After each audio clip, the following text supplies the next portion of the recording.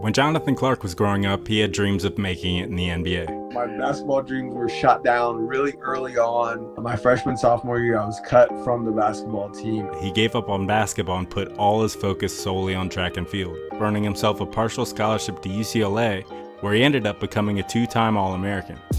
He now had a new goal of becoming an Olympian.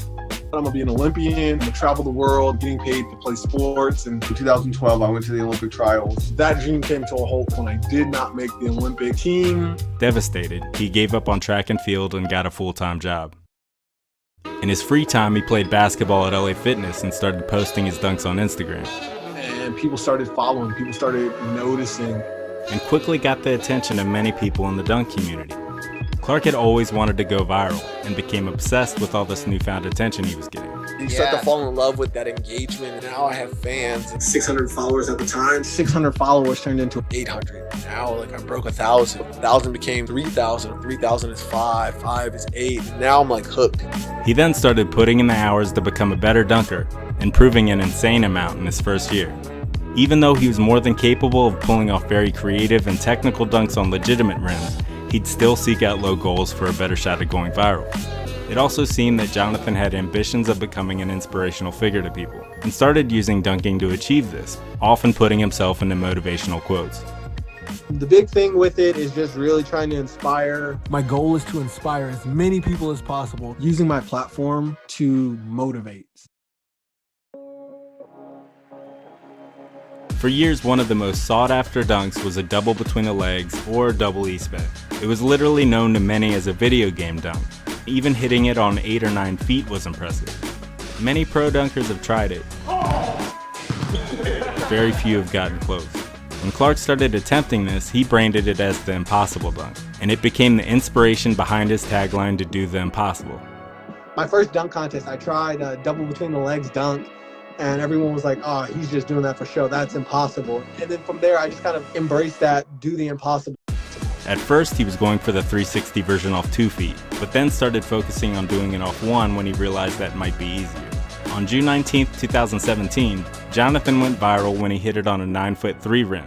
Eager to recreate that success, he hits it again a month later indoors on 9'2" and gives the video to Chuck from Team Flight Brothers, aka TFB, and both post on the same day.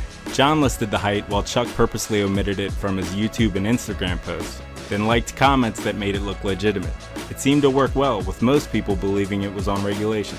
A few of these people then go to Clark's page since he was tagged and see that it was actually on 9'2", then go back to the TFB post to relay the info. It seemed to me that Clark realized being honest was hurting a chance to go viral. Editing the post would look shady, so instead he just deletes it. Pro dunker Chris Staples reposts the dunk and not only doesn't say it's 9'2", but in the comments goes after people who do, saying to one of the guys that people will figure it out on their own and it's not for him to answer. The post is effective and fools SportsCenter and Bleacher Report into reposting, with Bleacher Report issuing a correction when they saw it was on a low rim in the comments. A month later, Clark reposts the video again himself, but makes sure not to put the height this time. Again, the majority starts believing it's legitimate. For 6 days, Clark ignores anyone who asked if it was low, until NBA pro Hassan Whiteside did. Gotta respond to an NBA player with a check mark, and couldn't lie when the info was already public. The channel Slam From Above made a whole video discussing how shady this post was. The caption and the post are incredibly misleading. This rim was in fact 9 feet 2 inches. In fact, Clark had it, then he deleted it. All this is doing for Clark is ruining his legacy. So then that's when I really started to get a taste of like, oh, this is what viral is. So this is sick. And then you get hooked on that. And it's like, I just want to do the next big dunk. To hit the next big dunk, Clark and Billy Doran from Dunkademics would go out of their way to go to the lowest LA Fitness rims. Here's a clip of Chris Staples telling Billy that he didn't want to go to this low rim, but they insisted. Chris, tell us about this rim situation. You guys picked this rim. I suggested that we don't come here, but you guys asked for this. Clark hit 2 new dunks that day on 9'8", and both purposely omitted that it was low when they posted, fooling the dunk community into believing it was legit. They would repeat this pattern often for many of Clark's biggest dunks. Even I had no idea of just how many were on low rims until I began looking into it. The month after Billy called Dexton out for the bounce dunk, Dunkademics posted arguably one of Clark's biggest dunks called a Win Tamala. This has went viral on multiple occasions. Dunk legend James White loved it so much he started calling Clark the greatest of all time. So when Billy didn't put it in Clark's top 10 dunks, it confused many. In one response, he said he debated with it, that it was a lesser version of the double eastbay, and some other reasons. One of those reasons might be that it was a 9.7 rim. Has that rim always been crazy low? Billy would later acknowledge to me that he knew it was a super low rim.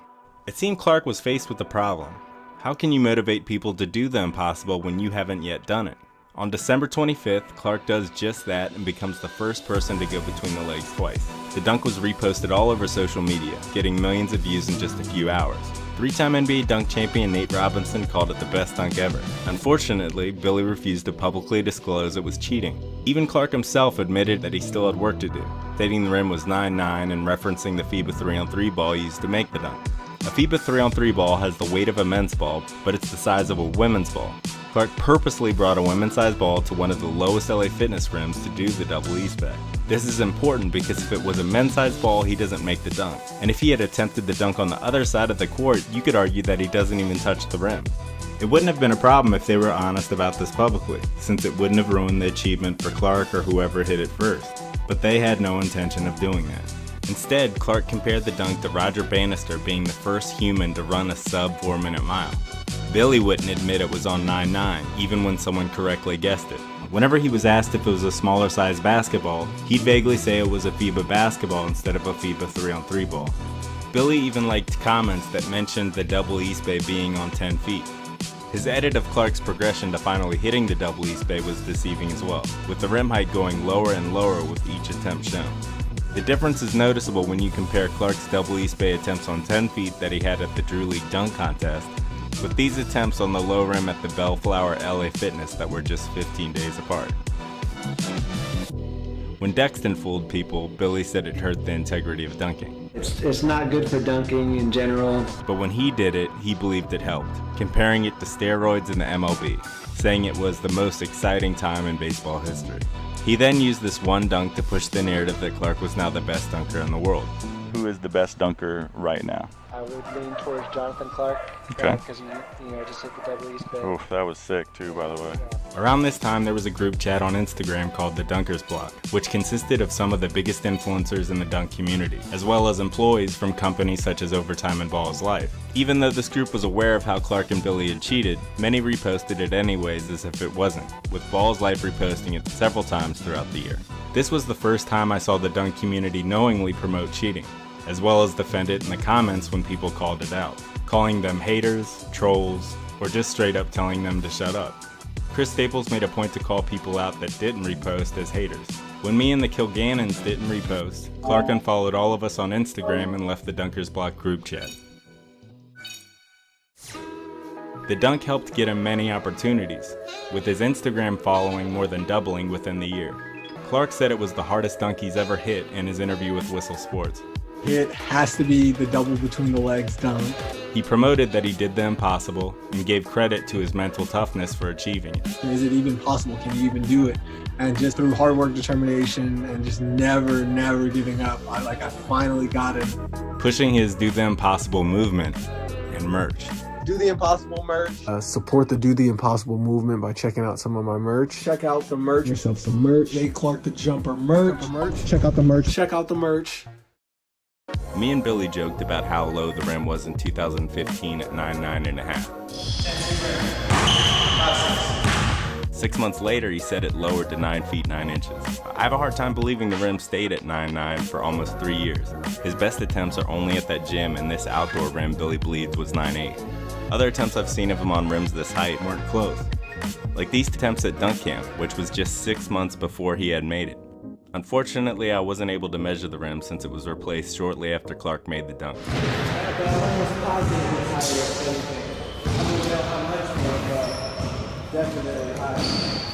So the height is all based on Billy and Clark's word, which isn't reliable.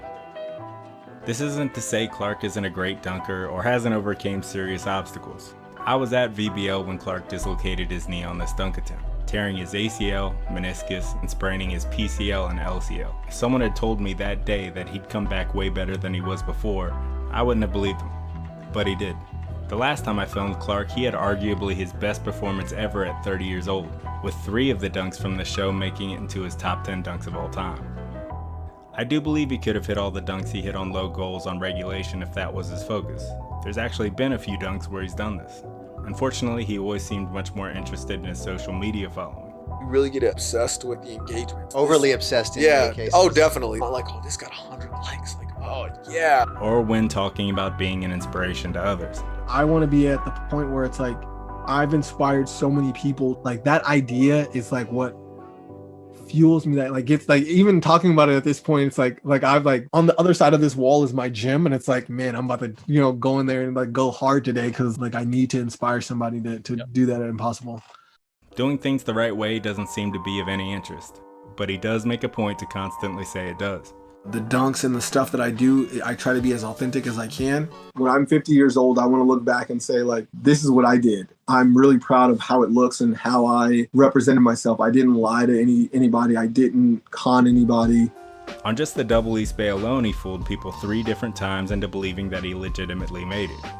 To this day, he still uses the double eastbay to push his Do the Impossible movement. If he could do it, he believed in himself, and you can't do it. I had no problem when Clark said dunking was his 3rd priority. My problem is that he cheated out people that made dunking their number 1 priority. He knew Jared Roth had spent years trying to hit the double eastbay on regulation first. When Roth posted his best attempts, Clark commented his tagline, "Do the Impossible." Jordan Sutherland is closer to hitting the wind tomahawk than Clark ever was.